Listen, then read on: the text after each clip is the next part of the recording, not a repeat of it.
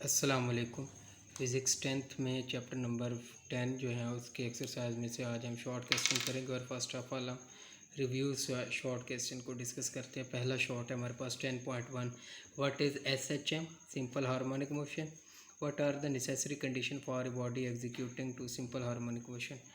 कोई ऑब्जेक्ट अगर simple harmonic motion execute करेगा तो इसके लिए क्या कंडीशन होती है, पहले हम पढ़ते हैं इसको। इस टॉपिक को हम एक्सप्लेन तो कर चुके हैं लेकिन अब हम सिर्फ रिव्यू करवाएंगे।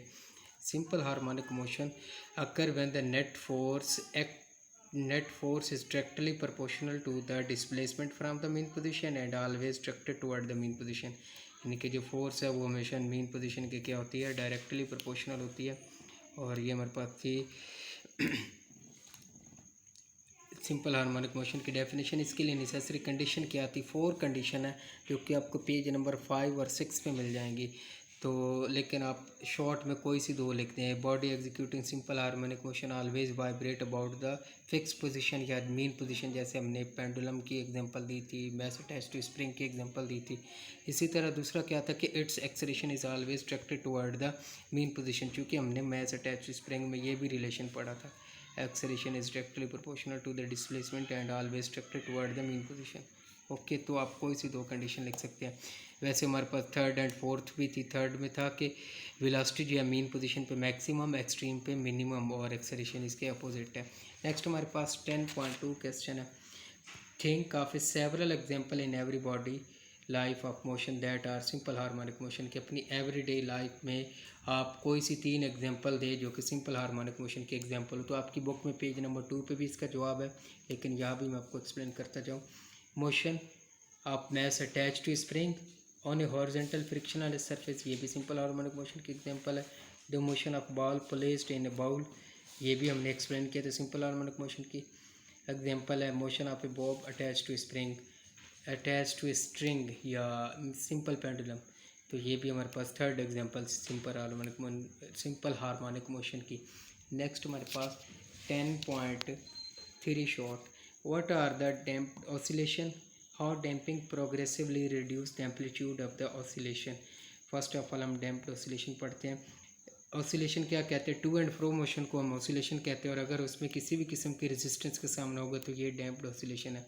Oscillation of a system in the presence of some resistive force, resistive force की मौजूदगी में अगर कोई ऑब्जेक्ट ऑसिलेट कर रहा है तो वो इसकी मोशन क्या कहलाती है? डैम्प्ड ऑसिलेशन कहलाती है।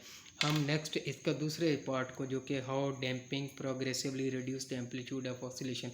बच्चों अगर हम पेंडुलम की एग्जांपल दें, पेंडुलम हमारे पास ये पेंडुलम की अगर डायग्राम है देखिएगा, हम इस मैस अटैच को यहाँ से यहाँ तक डिस्प्लेस कराएं और ए पोजीशन पर ला के इसको छोड़ दें, तो ये mean position A, extreme position A और बी, मीन पोजीशन ओ के गिर्द बार बार क्या करता रहेगा? ऑसिलेट करता रहेगा। लेकिन due to some resistive forces की oscillation with the passage of time क्या होती जाएगी? कम, यानी कि ये इसका एम्पलीट्यूड क्या होता जाएगा? कम होता जाएगा। क्यों? क्योंकि रेजिस्टिव फोर्स की वजह से, एयर रेजिस्टेंस की वजह से इसका एम्पलीट्यूड क्या होता जाएगा?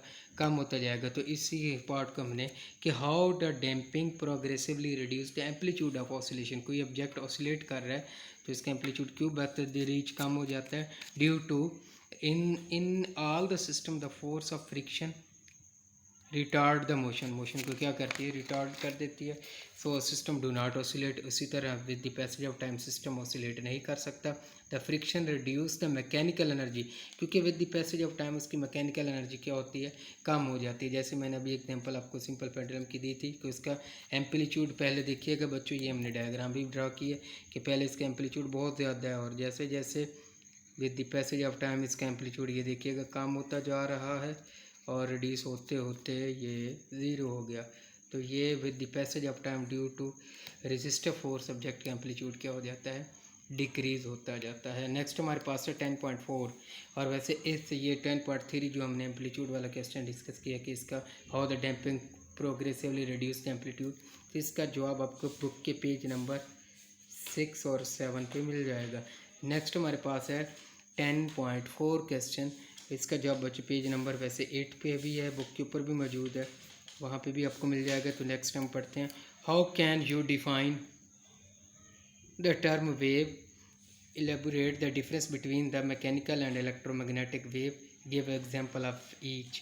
हमने वेव को डिफाइन करना है। वेव क्या था? Disturbance in a medium. जैसे हमारे पास मीडियम वाटर है, हम वाटर के अंदर स्टोन को फेंकते हैं, वाटर के पार्टिकल उस यानी कि हमने क्या किया, मीडियम को डिस्टर्ब किया, और जिसकी वजह से पार्टिकल क्या करते हैं, पार्टिकल ऑफ द मीडियम जो है वो वाइब्रेट करते हैं about a fix position, about a mean position in equal interval of time. यही हमारे पास वेव की डेफिनेशन है कि a wave is a disturbance in a medium विच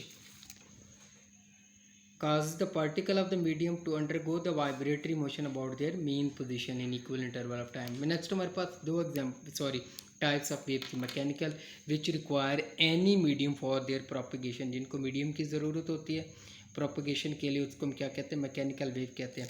जैसे हमारे पास साउंड है, साउंड को बच्चों मीडियम की ज़रूरत है। Medium for sound is air. If there is no air, अगर एयर नहीं होगी तो बच्चों आप मेरी आवाज़ और मैं आपकी आवाज़ नहीं सुन पाऊँगा। Air is medium for sound, इसलिए ये कौन सी वेव है, मैकेनिकल वेव है।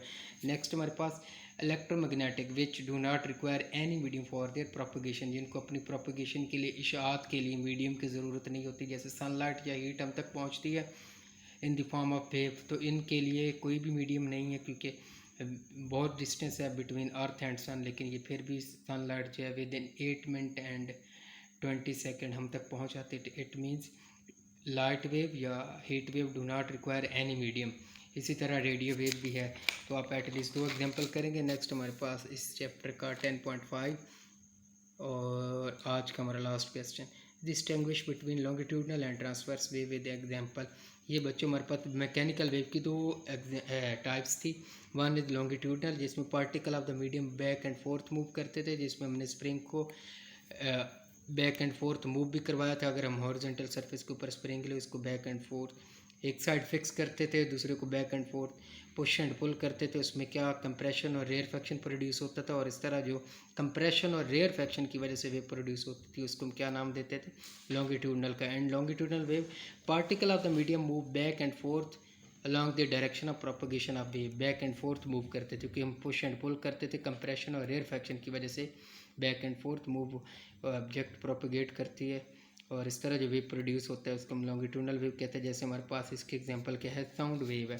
ट्रांसवर्स वेव में हमने स्प्रिंग को, स्लिंकी को क्या किया था, हमने अप एंड डाउन मूव करवाया था, जिसकी वजह से उसमें जब वेव प्रोपगेट होती है, वेव की डायरेक्शन क्या होती है, जैसे बच्चों हमने अप एंड डाउन मूव करवाएंगे तो वेव की डायरेक्शन ये होगी, पार्टिकल इसके ऊपर अप एंड डाउन मूव करेंगे, क्रस्ट और ट्रफ की वजह से जो वेव प्रोड्यूस होती है उसको हम क्या कहते थे, ट्रांसवर्स वेव कहते थे। In transverse wave the particle of the medium, the vibratory motion of the particle of the medium is perpendicular. ये देखिएगा वेव की डायरेक्शन जैसे ये है, पार्टिकल अप एंड डाउन, तो ये perpendicular to the direction of the wave.